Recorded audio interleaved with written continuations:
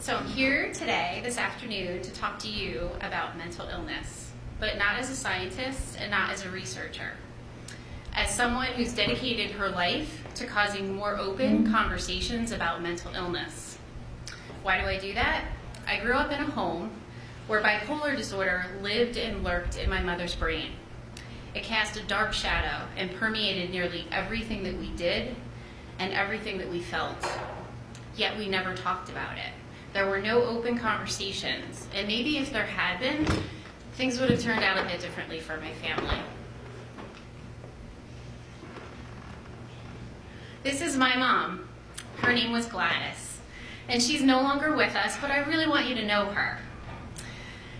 So, as I tell you these stories, you might find it hard to have empathy for her, but I just ask. I've done a lot of healing. I've done a lot of healing and self-discovery work. So I just ask that if you have a hard time finding empathy for her, that you look for the humanness in her that you see standing here before you today. Now, the one thing that you should know about growing up with a parent who has bipolar disorder is that it takes away one of the most fundamental things that a child needs, and that is consistency. Children thrive when they have consistency. My mom was anything but consistent. Her brain circuits and mind and chemistry in her brain prevented her from having consistency. So because of that, I had to spend a lot of emotional energy just trying to figure out which mom I was going to get. Being with my mom was a lot like being on a roller coaster. There were a lot of highs and there were a lot of lows. My mom actually would go into this controlling period, and that was typically she was like ratcheting up the ramp, and we knew what was going to happen on the other side. So that was her controlling period. And, being in that controlling period, she was very conscientious of being a good mother. And being a good mother for my mom meant that she had complete control over her children, that we were very well disciplined and perfectly disciplined little soldiers, as I like to put it.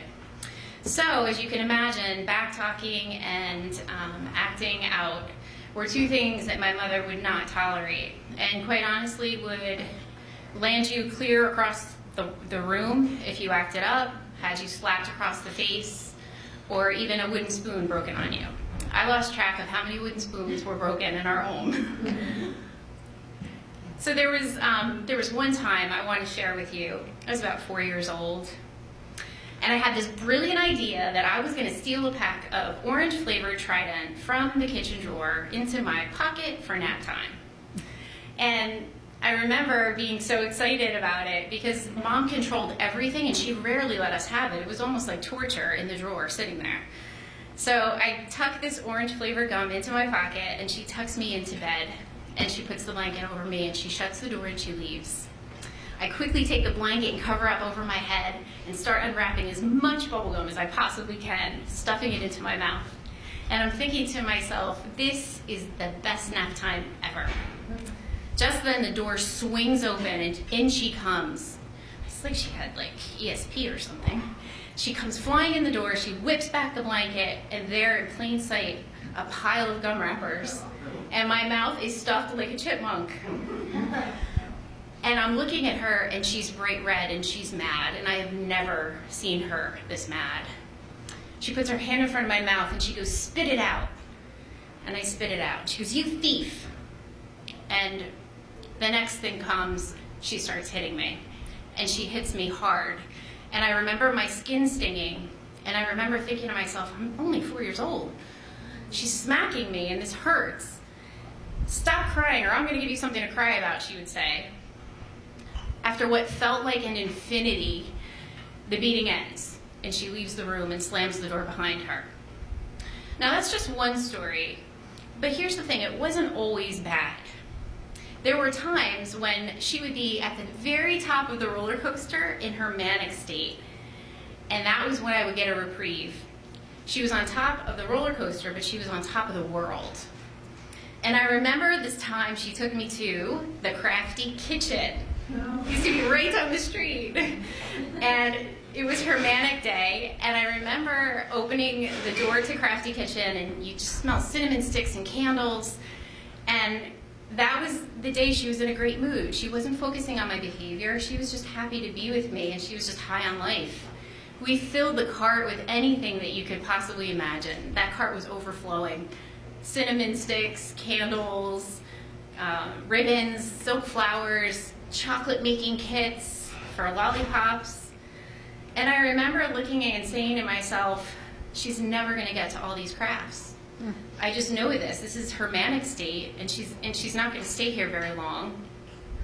But I don't care. I just want to enjoy this version of my mom. Because after the sad, dark days of her depression and crying, this is paradise for me. And I don't want it to end. Afterwards, she takes me to Friendly's, and we have a giant ice cream sundae. Now, those are just two stories of my childhood, and they don't even come close to painting the full picture of what life was like for me. I wrote my book, Breaking Into My Life, because I thought we all need to have a better understanding of what life is like with mental illness, for both the patient and for the ones that love them. I wanted nothing more than to humanize mental health. You know, on the outside, our house looked perfect and happy, and everyone thought that everything was great. But the truth is, on the inside of so many homes, mental illness is wreaking havoc, and it's living in the shadows. But it doesn't have to be that way. So what are we doing about it? I'm going to share with you one thing that I'm doing about it, and I'd like to invite you all to consider that you could do it as well. It doesn't have to be complicated. So last fall, I think it was, I was invited to speak at Clark High School. There was a beautiful young girl who had taken her life to suicide. And the school was hurting. So I had an opportunity to stand in front of that auditorium of high school students and tell them my story and really help them heal. So there I stood in front of the auditorium and I said, let's start with a moment of silence to remember your classmate Maureen, especially today on her birthday. I shared with them, let's reflect on the memories, all the good memories, all the joy that she brought to your lives, and all the fun stuff that you did together. And I could hear whimpering of some of the girls in the back of the auditorium. It was like it was happening for the first time all over. My heart was really heavy. After that talk, I remember a couple of the girls coming to the front of the auditorium, all wearing purple shirts in celebration of Maureen's life.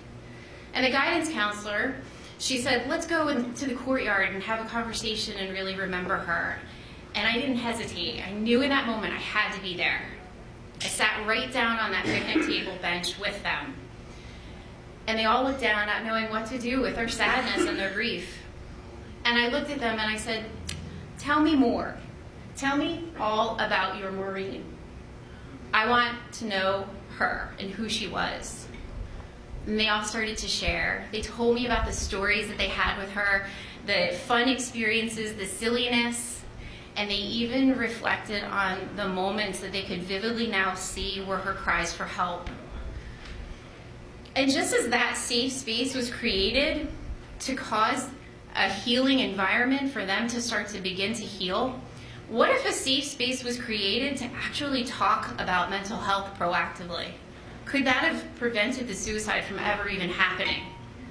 We all need to do a better job causing safe spaces for people to talk comfortably about mental health. And it doesn't have to be hard. You don't have to fix things. It's just creating that opening and that space. The reality is, I don't know if you know this, but in 2018, the CDC reported that suicide was the third leading cause of death in teens ages 10 to 24. 1 in 5 of our youth are struggling with a mental illness, a serious mental illness. And we can do more. So I would like to invite you all to join me. It doesn't have to be hard. You just ask people to talk.